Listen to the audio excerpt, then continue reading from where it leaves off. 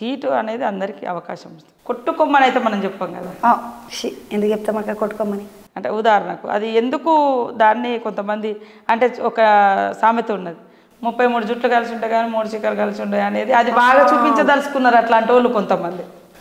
అట్లుంటుంది అక్క, ఇంతమంది పోతే ఇంతమంది పని చేస్తుంది. ఇప్పుడు కాదక్క, అదే ఆ పార్టీ ఒక పార్టీ పదే పదే మీరు ఆటోలకు నష్టం చేస్తున్నారని ఇటు ఆటోలను రెచ్చగొడుతుంది, ఇటు బస్సులు తక్కువ ఉన్నాయని ఇది చెప్తారు. మరి బస్సు గల్లి గల్లికి పోతే ఆటో ఆయనతో కూడా నడవదు కదా. మరి రెండు లాజిక్, వాళ్ళే బస్సులు పెంచాలంటారు, వాళ్ళే ఆటోలను అన్యాయం చేస్తున్నారు అంటున్నారు. ఉన్నది ఇప్పుడు మన ప్రభుత్వం రాగానే ఉన్న వ్యవస్థతో అయితే ఉన్న దారి మీద అయితే నడవాలి కదా, మనం నడవాలి. మరి అన్నీ రెడీ చేసుకుని ఉన్నాక అంటే టైం పడుతుంది. మన కేటీఆర్ సార్ అయితే ఏమన్నా అంటే ఆడోళ్ళు బస్సు లేకుడు కాదు డ్రైవర్ సీట్లకి ఇట్లా ఆడోళ్ళే కూర్చుంటున్నారా అని అన్నాడు ఆయన ఒక మాట. అంటే నాకు ఆలోచన అంటే ఆడోళ్ళ బస్సులకు ఆడ డ్రైవర్లను ఇట్లా పెడుతున్నారా, లేకపోతే డ్రైవర్ని ఇట్లా కూర్చొనియకుండా మా ఆడోళ్ళే పోయి కూర్చుంటున్నారా ఏంది అనిపించింది అక్క.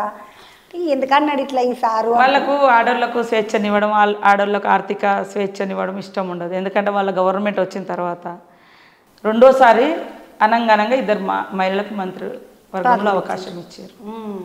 వాళ్ళ లేడీస్ అంటేనే వాళ్ళ ఇంట్లో అన్నట్టుగానే నడిపించుకోవాలని చూస్తారు. ఇవాళ ప్రతి ఆడకూతురుకు బయట తిరిగే వాళ్ళకు రోజు ఇప్పుడు మీరుంటారు ఉదాహరణకు ఇంటికి ఆఫీస్కి తిరగాలంటే 3-4 వేలైనా ఖర్చు అవుతుంది నెలకు.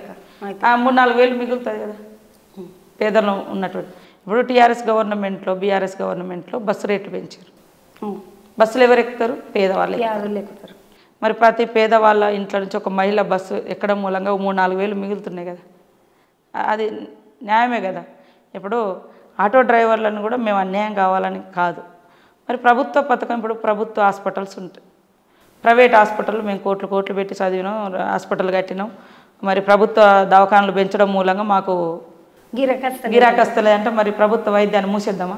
అమ్మో, మరి మేమంతా ఏడిపోవాలి ఉంటుంది. ఇప్పుడు ఆటో తమ్ముళ్ళకి ఏం చేయాలి, వాళ్ళ పరిస్థితి ఏంది, వాళ్ళకు లోన్లు, వాళ్ళకు ప్రభుత్వ సంక్షేమ పథకాలు ఇవన్నీ ఇవ్వాల్సింది. కానీ పేదవాళ్ళు ఇప్పుడు మన ములుగు నుంచి హైదరాబాద్ బస్సు రావాలి, ఆటో ఇక్కడ దాకా రాదు కదా, రాదు. మరి వాళ్ళకు అవసరమా కదా? ఒక ఊరు నుంచి ఒక చిన్న ఊర్లలో ఆటోలే ఎక్కుతారు జనరల్గా. కానీ ఒక సిటీ నుంచి, ఒక జిల్లా నుంచి, ఒక నియోజకవర్గ హెడ్ క్వార్టర్ నుంచి రావాలంటే కష్టం. ఇది మాట్లాడితే వాళ్ళకు కొంతమంది పెద్దోళ్ళు ఏమంటున్నారంటే ఊళ్ళో పెద్దోళ్ళు, ఇగో పెడితే పెట్టిండ్రు పుణ్యానికి ఆడోళ్ళు అందరూ ఎక్కచ్చు, మీకు టికెట్ లేదు ఏం లేదు అంటున్నారు. కానీ ఈ ఉత్తుత్త ఆడోళ్ళు అందరూ ఉట్టిగా తిరగనికే తిరుగుతున్నారు. ఇట్లా కాదు, ఒక పెద్దోళ్ళకి 60 ఏళ్ళు దాటిన వాళ్ళకి ఎక్కడికైనా పోవాలంటే వాళ్ళు ఎంబడి పోయేటోళ్ళకి ఒకరికి ఇస్తే మంచిగా. కానీ ఇట్లా చేస్తున్నారంటే నాకు అర్థం కాక, మీరేమన్నా మాట్లాడుకోండి, నాకు సీతక్కన కలవనా, కొండ సురేఖ అక్కనన్న కలవనా, ఇద్దరు అక్కేళ్ళని ఆడవిలేను, ఎవరినైనా కలిసినప్పుడు అడుగుతా అక్క గిట్లు ఎందుకు పెట్టిండ్రు ఏం కథ అని అరుచుకుందామని అనుకున్నా. ఈరోజు అడిగేసి